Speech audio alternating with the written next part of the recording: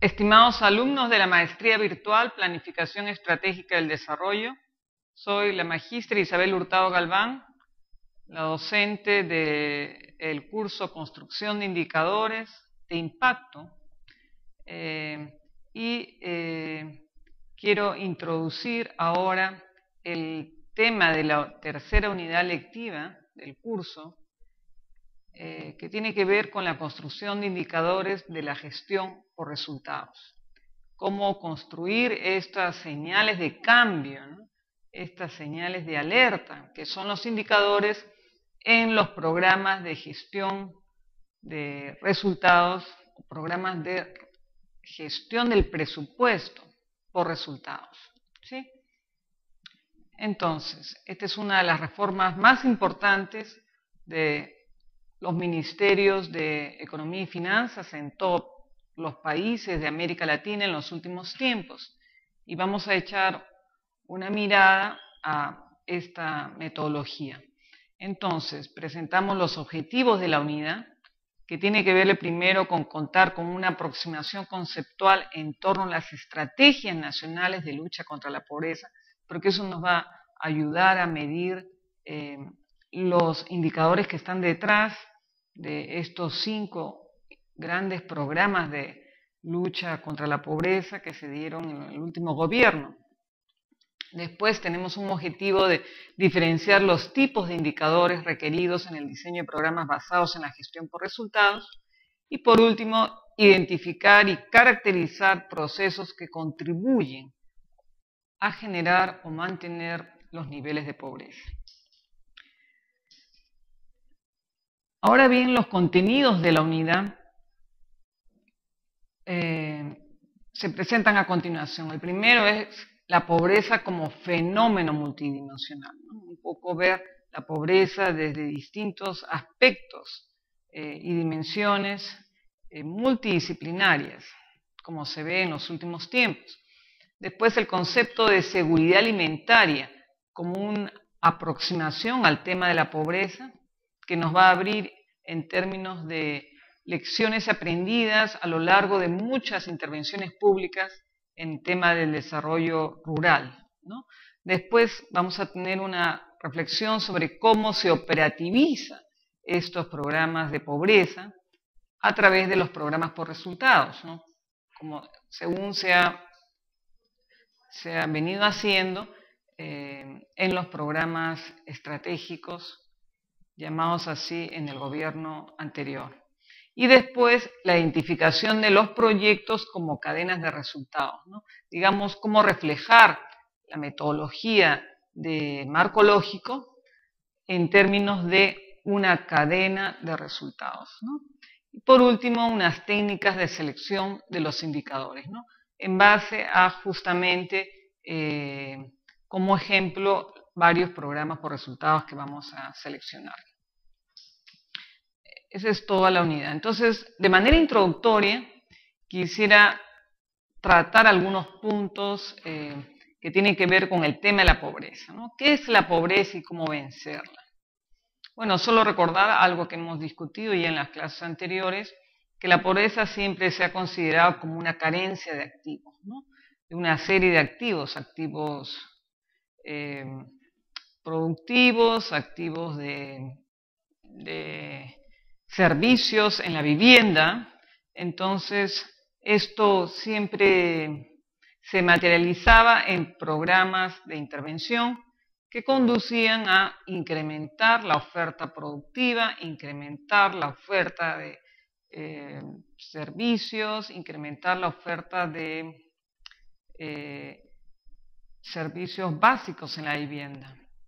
Pero entonces hay un hito en los programas grandes de intervenciones de desarrollo que se da cuando el Banco Mundial comienza a hacer una investigación de gran alcance a lo largo de todo el globo terrestre, y en diversos países se levantaron muchas encuestas a los mismos pobres, ¿no? A la población pobre, para que nos cuenten cómo ellos veían su situación de pobreza. Y año 98 se publican esta serie de trabajos que se llama La voz de los pobres, y es la primera vez que en realidad se comienza a analizar el tema de la pobreza desde la visión de las mismas poblaciones que lo están padeciendo. Entonces ellos por primera vez pueden decir que ellos no tienen voz, no tienen acceso a la administración de justicia, no tienen una serie de acceso a servicios, ni son tomados en cuenta en ningún programa social muchas veces, son totalmente excluidos. Entonces se comienza a hablar el tema de la exclusión, el tema que se ve desde una serie de disciplinas y dimensiones de la pobreza en las que nunca se habían tomado en cuenta anteriormente. Entonces, por eso, no solo el Banco Mundial, sino bueno, una serie de organizaciones internacionales comienzan a trabajar intervenciones que tengan que ver con este tipo multidisciplinario, multidimensional de enfoque. Entonces comienzan a trabajar el tema de la interculturalidad, tema de programas de justicia que favorezcan la inclusión de poblaciones vulnerables, ¿no? Comienzan a trabajar el tema de la vulnerabilidad, se comienza a trabajar también el tema de la discapacidad o de las personas que no cuentan con alguna capacidad. En fin, el tema se vuelve, recibe un tratamiento multidimensional y se acoge a un cambio de paradigma, ¿no?, en el tema de intervenciones públicas, ¿no? Y se comienza a hablar del desarrollo de capacidades. En realidad no se comienza a hablar a partir del 98, pero digamos que el final de esa década ya como que se llega a un consenso con esta buena base de información, de lecciones aprendidas en base a tantas intervenciones anteriores, y entonces se logra llegar a un consenso, bueno, que es lo que da pie después a los objetivos del milenio, ¿no?, que ya venían desarrollándose en debates en esa época, ¿no? Ahora quiero traer el tema de la seguridad alimentaria porque este concepto también es un tema que ha ido cambiando en las últimas décadas y es importante tenerlo en cuenta porque esto nos va a servir para después comenzar a trabajar los indicadores de estos programas estratégicos de desarrollo. Entonces, el concepto de seguridad alimentaria, concepto surge en la época de la posguerra, ¿no? Estamos en este momento en 1945, acaban de ser las dos guerras, las dos bombas nucleares, y bueno, comienza un proceso de reconstrucción de varios países europeos y de, bueno, varios países, algunos países asiáticos también que intervinieron, en particular Japón, ¿no? Y comienzan a desarrollar este concepto de seguridad alimentaria, porque habían pasado estas poblaciones momentos críticos de hambre, hambrunas, habían pasado muchas enfermedades, estaban en un momento en que comenzaban a proliferar algunos problemas de tuberculosis, porque las condiciones de sanidad eran críticas. Entonces era como que había que reconstruir bastante, había que reconstruir sistemas de abastecimiento, sistemas de producción, pero se dieron cuenta que un país no debía pasar un aspecto tan crítico como es la hambruna. Los países debían ser por lo menos fuertes en la producción de un único cultivo por país. Entonces varios países comenzaron a especializarse en algún cultivo. Japón, por ejemplo, y los países asiáticos comienzan a producir el arroz en gran escala, en los países europeos el trigo, ¿no? Y era como el abastecimiento de manera cada vez más óptima de ese producto como garantía de que podían atravesar cualquier problema de guerra, de desabastecimiento, pero tendrían cómo alimentar a la población en estos momentos de guerra, ¿no? Entonces ahí surge el problema de la seguridad alimentaria, ¿no? Que se convirtió en un paradigma de garantía de que la población podía seguir viviendo en estos problemas de conflictos, en estos problemas de desastre, ¿no? Y entonces se comienza a trabajar el aumento de la oferta de producción. Hay una preocupación particular por la disponibilidad de alimentos. Entonces en ese momento, que son los 60, los años 70, comienzan a llegar estos programas de la FAO, que en el Perú se materializó en comenzar a producir la papa, por ejemplo. Entonces, en varias zonas, y también hay varios proyectos de la cooperación holandesa, que comienzan a drenar aguas que o territorios que tenían componente bastante húmedo, para que pudiera para que pudiera aumentar la productividad de la papa. Y eso ocurre en varias regiones del país, y se comienza a ver este aumento de la oferta de producción, y se comienza a diseñar programas de desarrollo que debían tener este aumento de la producción, aumento de productividad, como imaginando que el siguiente camino sería contribuir a la pobreza. Pero las lecciones de la evaluación daban como problemas, ¿no? Que no llegaba el aumento, la reducción de la pobreza por ningún lado. Entonces había que enfrentar otros problemas, un problema de mercado de repente. Entonces estamos en los años 80 y se dan cuenta los diseñadores de proyectos que había que incorporar un elemento de acceso a los alimentos. Y es ahí también que el economista, el premio Nobel Amartya Sen, hizo una investigación en India sobre los países que habían tenido hambruna en los años 70. En Addis Abeba, ¿cómo se llaman? Estos países que tuvieron unas hambrunas bastante fuertes, y eso había coincidido con que habían habido sobreproducción de los productos alimenticios. Sin embargo, la población no había tenido acceso a esos alimentos. Entonces, Amartya Sen demuestra que la preocupación por mayor disponibilidad de los alimentos no es suficiente, porque la gente no tiene cómo comprarlos, ¿no? La disponibilidad es insuficiente porque la gente no puede acceder a ellos. Y se comienza a trabajar un componente, el componente de acceso a los alimentos, el desarrollo de capacidades.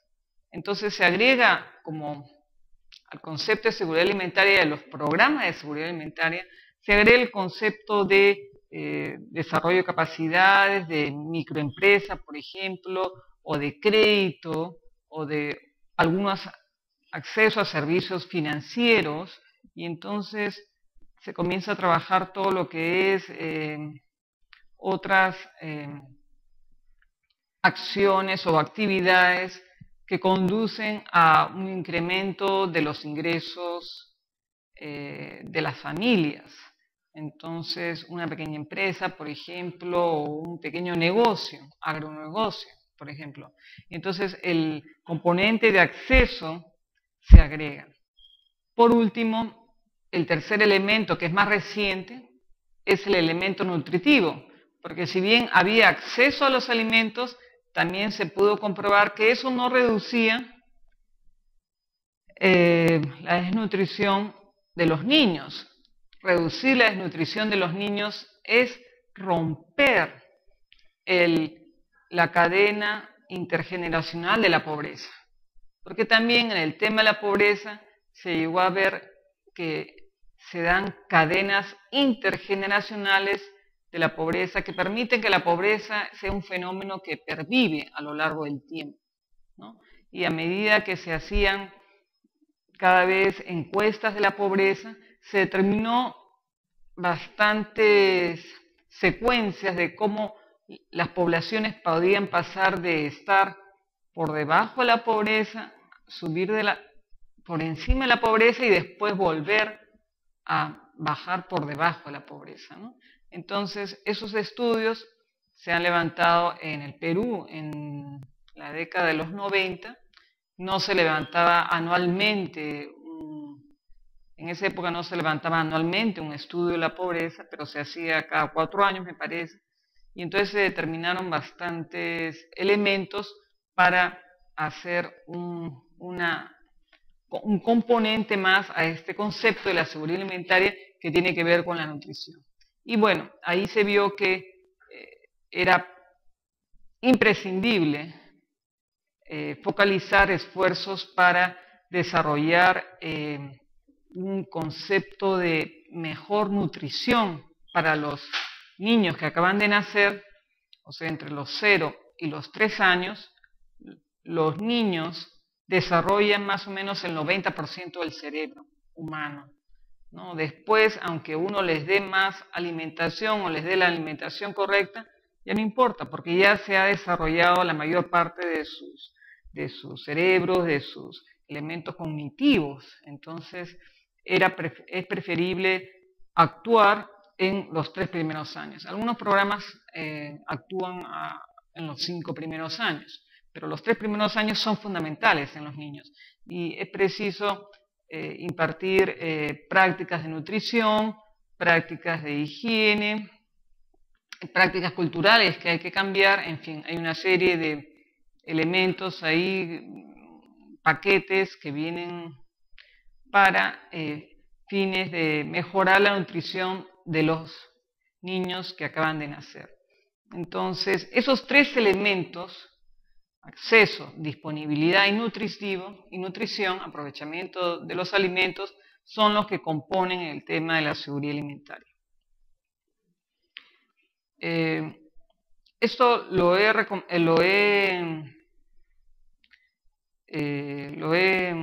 comentado un poco para tenerlo en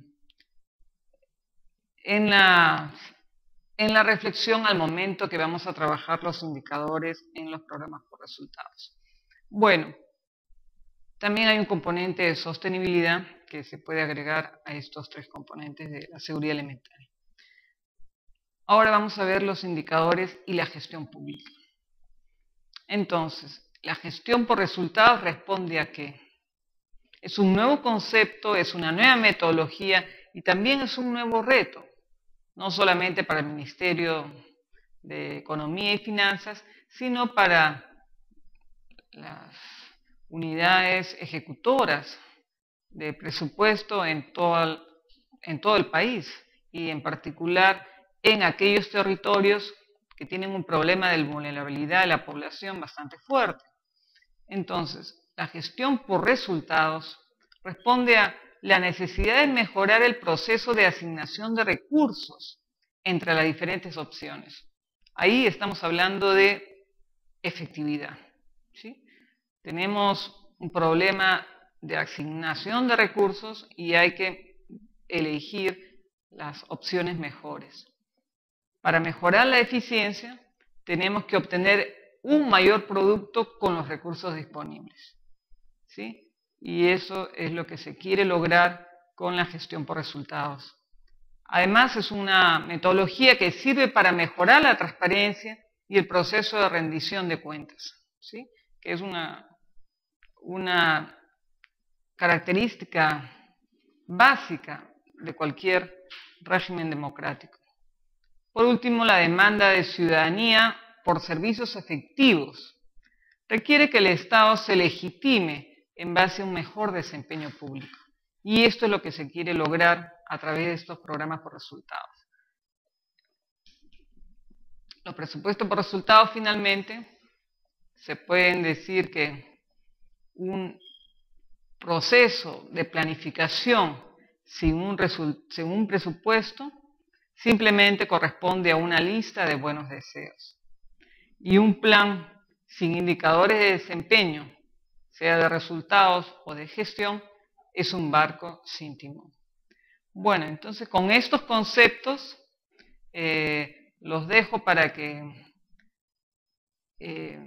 tengan ánimo de comenzar a leer los documentos del Ministerio de Economía y Finanzas, los documentos de conceptos, de explicación de la metodología del presupuesto por resultados, y nos vemos entonces en el fin de semana para trabajar el tema con mayor detenimiento. Muchas gracias.